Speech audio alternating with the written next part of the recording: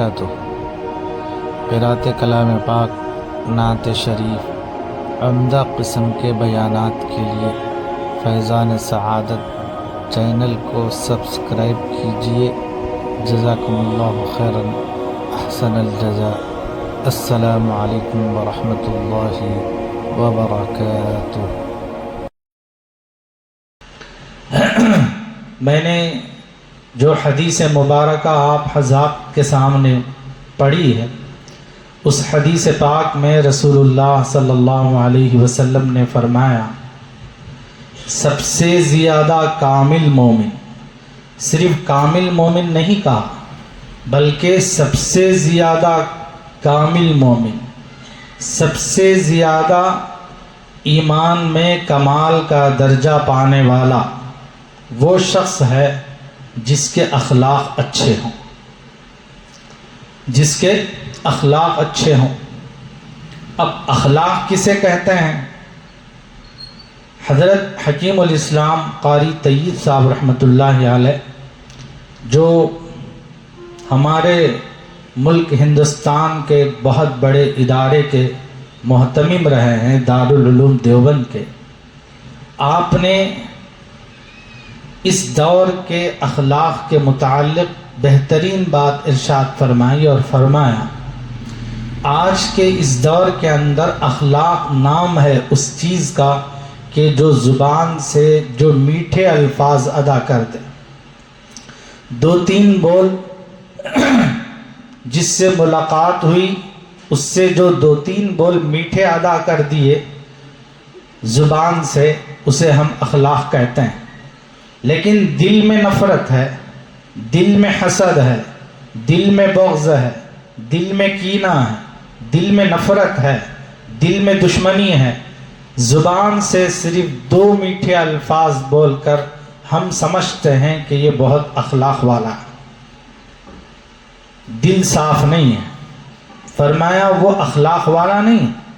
آج زبان کی مٹھاس کے لیے لوگ بہت بڑے بڑے کتابیں لکھ رہے ہیں تاکہ ہماری اپنی زبان کی باتوں سے لوگ ہمارے گرویدہ بن جائیں، ہمارے چہیتے بن جائیں، ہمارے محبوب بن جائیں، ہمارے پیچھے چلنے والے بن جائیں۔ اس طرح کی بڑی بڑی ریسرچ ہو رہی ہیں کہ کیسے لوگوں کو گول مال کیا جائے، کیسے لوگوں کو اپنا گرویدہ بنا لیا جائے۔ اب جو اپنے آپ کو گرویدہ بنا لیتا ہے، لوگوں میں وہ مقبول ہو جاتا ہے، تو لوگ اس کا نام دیتے ہیں یہ بہترین اخلاق والا، یہ بہترین کردار والا۔ لیکن میرے نبی صلی اللہ علیہ وسلم نے فرمایا، زبان کے ساتھ ساتھ دل بھی صاف رہے اپنے بھائی کے متعلق، اپنے بھائی کے متعلق دل بھی پاک رہے۔ آج تو اخلاق اس کو کہتے ہیں جو جتنا چاپلوسی اختیار کرتا، چاہے وہ اپنی عادات کے اعتبار سے، کردار کے اعتبار سے کتنا ہی برا کیوں نہ ہو، ذات کے اعتبار سے، لیکن ہمارے سامنے جھک کر ملے، ہمارے سامنے چاپلوسی اختیار کرے، ہمارے سامنے دوسروں کی غیبت بیان کرے، دوسروں کی برائی بولے، دوسروں کی چغل خوری کرے، وہ ہمارے نزدیک بہت مقبول ہے، بہت اچھا بنتا، بہت اچھے اخلاق والا۔ جس کو ہم اخلاق والا کہتے ہیں اس کو ہی ہم اخلاق والا سمجھتے ہیں۔ کسی نے کیا خوب کہا، غریب آدمی جتنا بھی اخلاق والا ہو، لوگ اسے کہتے ہیں اس کی مجبوری میں اخلاق سے پیش آ رہا۔ مالدار آدمی دو تین باتیں اخلاق کی کہہ دیں تو لوگ کہتے ہیں اتنے بڑے مالدار ہونے کے باوجود بھی کتنے اچھے اخلاق والے۔ تو مال کا ذرا بھی یہ نہیں، حالانکہ دل کو دیکھنا چاہے، دل جھکتا کہ نہیں جھکتا۔ صرف زبان اور گردن جھکانے کا نام اخلاق نہیں ہے، دل کو جھکانے کا نام اخلاق۔ اسی لیے رسول اللہ صلی اللہ علیہ وسلم نے فرمایا اخلاق کا جو درجہ اللہ کے نبی نے رکھا ہے، بہترین ایمان والا اور ایمان میں کمال کا درجہ رکھنے والا، فرمایا جس کے اخلاق اچھے۔ حدیث میں آتا ہے رسول اللہ صلی اللہ علیہ وسلم نے فرمایا اخلاق اچھا رکھنے والا مومن وہ رات بھر عبادت کرنے والوں کے درجے سے بھی آگے، دن بھر روزہ رکھنے والے کے درجے سے بھی آگے۔ رات بھر عبادت کرنا معمولی بات، روزہ رکھنا معمولی بات، دن میں روزہ رکھنا، کھانا پینا چھوڑ دینا، اپنی جائز جتنی ضرورتیں ہیں، جتنی تمنائیں ہیں، جتنی خواہشیں ہیں، ان سب کو ترک کر کے روزہ رکھتا ہے، رات بھر عبادت کرتا ہے اپنی نیند کو قربان کر کے، جو نیند میٹھی ہے۔ بہت سے لوگوں کو گولیوں کے کھانے کے بعد بھی نیند نہیں آتی، اب یہ بندہ ہے کہ رات بھر عبادت کر رہا ہے، فرمایا رات بھر عبادت کرنے والے کے درجے سے بھی بڑا ہے وہ آدمی جس کے اخلاق اچھے، جس کے کردار اچھے۔ اور پھر رسول اللہ صلی اللہ علیہ وسلم نے فرمایا فَخِيَارُكُمْ وَخِيَارُكُمْ لِأَهْلِ، تم میں بہترین آدمی اخلاق کے اعتبار سے وہ اپنے گھر والوں کے لیے بہتر، اپنے گھر والوں کے لیے بہتر۔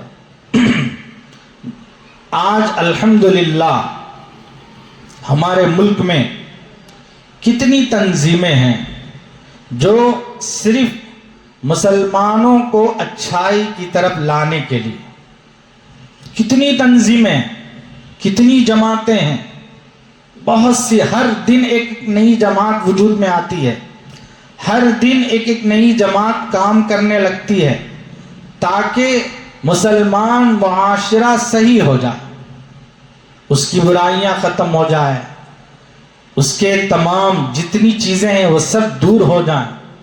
اس کے لیے ہر جماعت، ہر تنظیم، ہر آدمی محنت کرتا ہے، لیکن کوئی تنظیم اتنی محنت کرنے کے باوجود، کوئی جماعت اتنی محنت کرنے کے باوجود کوئی کامیابی کا نتیجہ سامنے نہیں آتا۔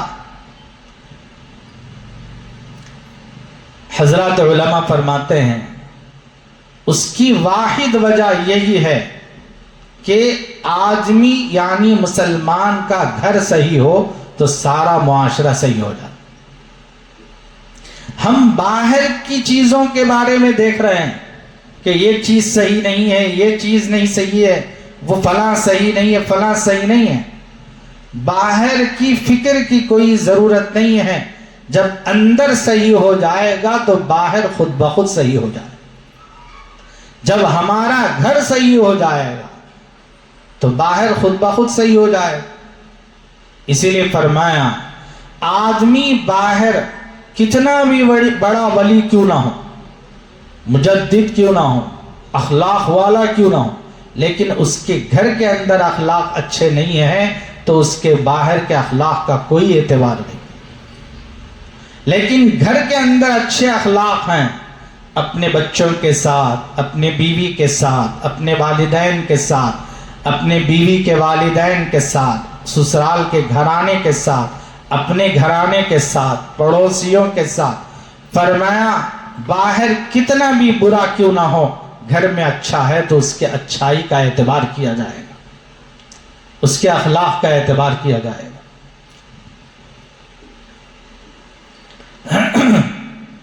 میرے اور آپ کے آقا تاجدار مدینہ محمد عربی صلی اللہ علیہ وسلم، آپ ایک گھر والے نہیں تھے، آپ کے 9 گھر تھے، 9 بیویاں تھیں، 11 بیویاں تھیں، 9 بیویاں تھیں۔ تو ان 9 بیویوں اور 9 گھرانوں میں، 11 گھرانوں میں، ہر گھرانے سے یہی ندا ہے، یہی آواز ہے کہ میرے نبی میرے، مجھے سب سے زیادہ چاہتے ہیں۔ یہ کب کی بات ہے؟ یہ 53 سال کی عمر کے بعد کے زمانے کی بات ہے. ہر گھرانے سے یہی ندا، یہی آواز کہ میرے محبوب، میرے نبی مجھ سے زیادہ چاہتے، مجھ سے محبت کرتے. آج ہم ایک گھرانے کو محبت نہیں دے سکتے تو 2 3 گھرانے کو کہاں سوچیں. ایک گھر والی کو صحیح محبت دینا مشکل ہے. اللہ معاف فرمائے، ہماری حالت ایسی ہے کہ جب تنگی کا زمانہ آ جائے اور زندگی ہے اونچ و نیچ ہوتے رہتی ہے، ہمیشہ ایک ہی حالت رہنا کوئی ضروری نہیں ہے. کبھی شوہر بیمار ہو جائے، کبھی بیوی بیمار ہو جائے، کبھی بچے بیمار ہو جائے، کبھی تجارت کا نقصان ہو جائے، کبھی فلاں ہو جائے فلاں ہو جائے. یہ زندگی کا ایک کیا ہے، دنیا کارخانہ ہے، اونچ و نیچ ہوتے رہتا. لیکن آدمی انہی چیزوں میں کیا ہے، نکھر کے سامنے آتا ہے. انہی چیزوں میں نکھر کے سامنے آتا ہے. اگر اس کے اخلاق دیکھنا ہے تو آزمائشوں کے زمانے میں اخلاق دیکھا جائے. جیسے یہ تنگی آ گئی تو ہم بیوی کو ستانا شروع کر دیتے ہیں، بچوں کو ستانا شروع کر دیتے ہیں، بیوی کے گھر والوں کو ستانا شروع کر دیتے ہیں، ان کے والدین کو ستانا شروع کر دیتے ہیں. وہاں سے مطالبات کی ایک لمبی فہرست شروع ہو جاتی ہے، بلکہ اپنے گھر سے بیوی کو ان کے گھر بھیج دیا جاتا ہے. جب تک وہ اپنے گھر سے کچھ نہیں لائے گی تب تک یہ گھر میرے نہیں آئے گی. یہ اخلاق ہے میرے دوست. نکاح اسی وقت میں کیا جاتا ہے جب تیرے اندر گھر سنبھالنے کی طاقت ہو. طاقت ہی نہیں ہے تو پھر نکاح کی ضرورت ہی نہیں، روزے رکھ کے زندگی گزارے. تو اسی لیے غربت اور آزمائش کے زمانے میں آدمی کے اخلاق سامنے ظاہر ہوتے ہیں. اس بات پر مجھے ایک واقعہ یاد آیا. حضرت ایک ہمارے ہندوستان کے ایک بہت بڑے عالم دین، بہت بڑے مفسر قرآن، جو پہلے سکھ خاندان کے تھے، بعد میں اسلام قبول کیا. اسلام قبول کرنے کے بعد دین کا علم حاصل کرنے کا شوق ہوا بڑی عمر میں. تو آپ اس زمانے میں اپنی بڑی عمر میں دارالعلوم دیوبند میں جا کر داخلہ لی. ان کا نام ہے سید احمد علی لاہوری رحمۃ اللہ علیہ، شیخ التفسیر. بڑے ماہر قرآن، بڑے تفسیر کا اللہ نے ان کو ملکہ دیا تھا. کب سکھ برادری کے تھے، اسلام قبول کیا اور قبول کرنے کے بعد دارالعلوم میں داخلہ لیے. داخلہ لے کر علم حاصل کرنے لگے.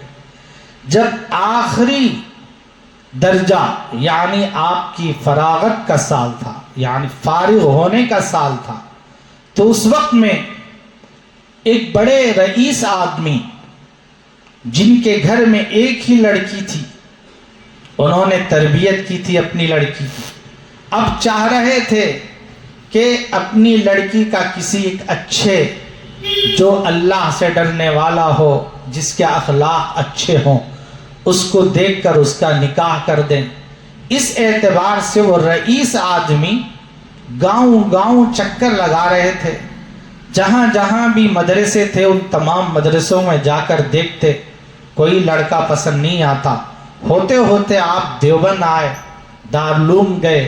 وہاں حضرت شیخ الہند محمود الحسن رحمۃ اللہ علیہ آپ کے دوستوں میں سے تھے، اس رئیس آدمی کے.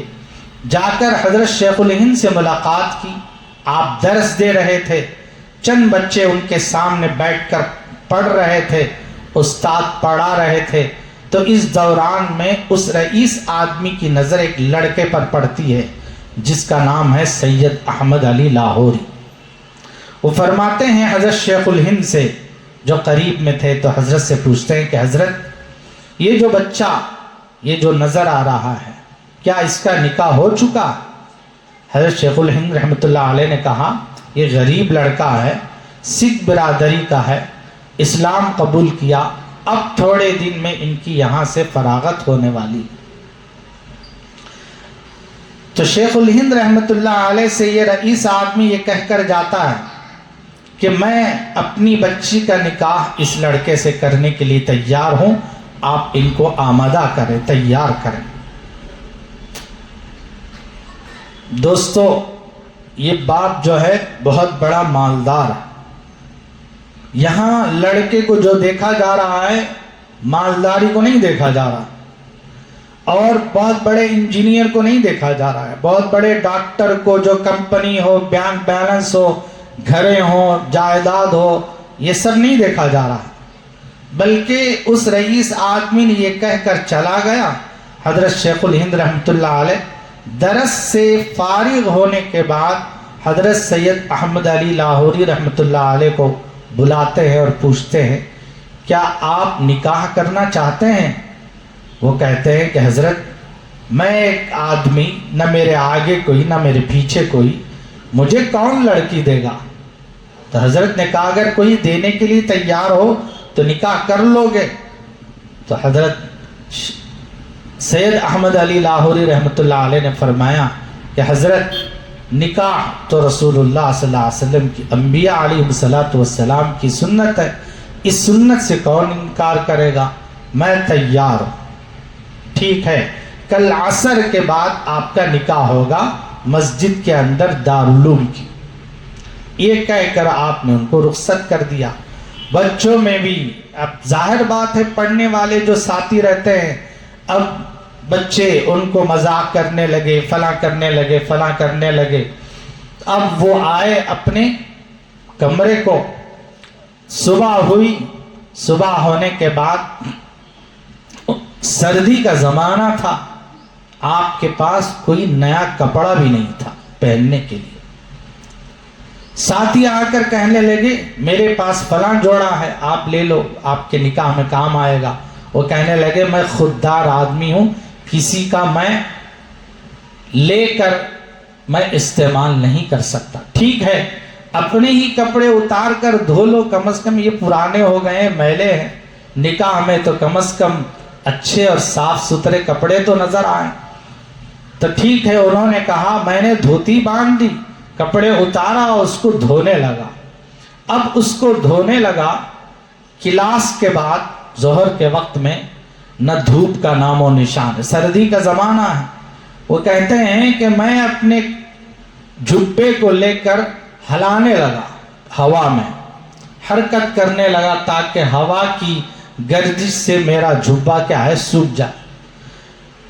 سکھاتے سکھاتے عصر کا وقت ہو گیا لیکن کپڑا نہیں سوکھا، اسی گیلے کپڑے کو پہن کر نکاح کے لیے مسجد میں آ کر بیٹھ گئے۔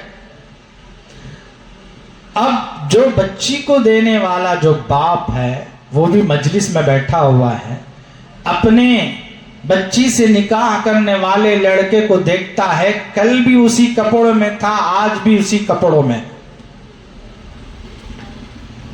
عیب نہیں لگاتا، تانا نہیں دیتا، بلکہ خاموشی سے عصر کے وقت میں نکاح ہو جاتا ہے۔ نکاح ہونے کے بعد ایک چھوٹا سا کمرہ دیوبند کے اندر یہ اپنے لیے رکھے تھے جہاں پر رہ کر زندگی گزارتے تھے، اسی کمرے میں رخصتی ہو جاتی ہے بیوی کی۔ رات کا وقت ہے، دونوں کھانے کے لیے گھر کے اندر تلاش کرے تو خالی برتنوں کے علاوہ کچھ نہیں۔ یہ جو لڑکی جس گھر سے آئی ہوئی ہے، اب اس گھر میں داخل ہوئی ہے، بڑے ناز و نخروں میں پلی ہوئی، جو باپ رئیس ہے، مالدار ہے، اب اس کو اپنی ایک ہی لڑکی کا تربیت کیسے کیا ہوگا، اس کے خواہشات، اس کی ضروریات، اس کے تمام ضرورتیں اس کی زندگی بھر کیسے پوری کیے ہوں گے۔ اب جس گھر میں جس کمرے میں داخل ہوئی، کھانے کے لیے تلاش کیا جائے تو صرف برتنوں کے علاوہ کچھ نہیں ہے، تو اپنے شوہر سے کہتی ہے کہ آپ کچھ تو کھانے کے لیے ہے، تو سوکھی روٹی جو دارالعلوم میں دی جاتی تھی وہ روٹیاں تھیں، سوکھے سوکھے ٹکڑے سامنے رکھے، بس یہی ہے، اب اس کو ہم کیسے کھائیں؟ تو بیوی کہتی ہے اے میرے سرتاج، باہر جاؤ، جہاں بازار میں لوگ ٹھیلے لگا کر ترکاری بیچتے ہیں وہاں کچھ پتے گرے پڑے ہوئے ہوں گے، اس کو لاؤ، میں اس کو دھو کر اس کا سالن بناؤں گی، رات میں ہم اس کو کھائیں گے۔ ایک مالدار لڑکی کی، مالدار آدمی کی بیٹی کہتی ہے، یہ اس کو کیا کہتے ہیں؟ زندگی سنوارنا کہتے ہیں، جینے کا ڈھنگ کہتے ہیں، جینے۔ آج تھوڑی سی پریشانی آئے، تھوڑی سی بیماری آ گئے، یہ الگ وہ الگ، یہ جدا وہ جدا، اس سے زندگی گزرتی ہے۔ جب کسی کے ہو گئے ہیں وہاں بیماری ہے تو بھی اس جو ہم نے قبول کیا ہے، جو لفظ کہا ہے، تو قبول کرنے کا مطلب یہی ہے میں تیری راحت کو بھی قبول کیا ہوں، تیری پریشانی کو بھی قبول کیا ہوں، تیری مصیبت کو بھی قبول کیا ہوں، تیرے اندر آنے والی جتنی چیزیں ہیں زندگی کے اندر ان سب چیزوں کو میں نے قبول کیا ہے۔ اس کا نام ہے میرے دوستو نکاح، اس کو کہتے ہیں زندگی گزارنا۔ وہ کہتے ہیں چند دنوں کے بعد میری بیوی اپنے میکے چلی گئی عام رواج کے مطابق۔ اب میکے جانے کے بعد حضرت سید احمد علی لاہوری رحمۃ اللہ علیہ فرماتے ہیں میں سوچنے لگا اب یہ واپس نہیں آئے، کیوں؟ میرے گھر کا حال ایسا ہے کہ میں نہ اس کو صحیح کھلا سکتا ہوں، صحیح پلا سکتا ہوں۔ اب وہ سوچنے لگے کہ اب نہیں آئی۔ گھر جانے کے بعد ماں باپ نے اس سے پوچھا بیٹی تمہارے شوہر کے ساتھ تمہاری زندگی کیسی گزر رہی ہے؟ تو اس وقت میں اس لڑکی کے الفاظ دیکھیں جو کہتی ہے باپ اتنا بڑا مالدار ہونے کے بعد بھی بچی کو کیسے تربیت دی؟ وہ لڑکی کہتی ہے امی جان میں نے تو سنا تھا، کتابوں میں پڑھا تھا مرنے کے بعد جنت ملے گی، لیکن مجھے تو اللہ نے دنیا ہی میں جنت دے دی۔ میں نے سنا تھا مرنے کے بعد جنت ملے گی، جنت کی نعمتیں ملیں گی، جنت کے محلات ملیں گے، جنت کی ساری چیزیں مجھے میسر ہوگی، لیکن مجھے تو اللہ نے میرے اوپر فضل فرمایا کہ میں نے دنیا ہی میں کیا ہے جنت حاصل کر لی۔ یہ ہوتے ہیں اخلاق، یہ ہوتے ہیں کردار۔ اس کے بعد پھر لوٹ کر آئی۔ حضرت سید احمد علی لاہوری رحمۃ اللہ علیہ فرماتے ہیں میرے استاذ محترم حضرت شیخ الہند محمود الحسن دیوبندی رحمۃ اللہ علیہ ایک مرتبہ مجھے بلوایا اور کہا کہ بیٹا کیسی گزر رہی ہے آپ کی گھریلو زندگی؟ تو کہا بس اللہ کا کرم فضل ہے، نہ اتنی گئی گزری گزر رہی ہے، نہ اتنی خوشحالی، جو بھی ہے اللہ کا شکر ہے۔ اس کے بعد حضرت شیخ الہند رحمۃ اللہ علیہ نے نصیحت کرتے ہوئے فرمایا کہ آج میں تم کو ایک وظیفہ بتاتا ہوں۔ لوگ وظائف پر بہت عمل کرتے ہیں، اسی کے منتظر رہتے ہیں، تو فرمایا میں ایک ایسا وظیفہ بتاتا ہوں جس کو اپنے زندگی بھر کا معمول بنا لو، اللہ تمہارے گھر میں کبھی فاقہ نہیں لائے گا، کبھی تمہارے گھر میں تنگدستی نہیں آئے گی، کبھی تم کسی کے محتاج نہیں ہوگے، کبھی تم کسی کے سامنے ہاتھ پھیلا نہیں ہو سکتے۔ فرمایا کہ حضرت آپ جو کہیں گے میں اس پر اپنی زندگی کا معمول بنا لوں گا۔ تو فرمایا کہ ہر نماز کے بعد اول و آخر درود شریف پڑھیں اور 7 مرتبہ یا 11 مرتبہ سورہ قریش پڑھو، اللہ رب العزت اس سورت کی برکت سے تمہارے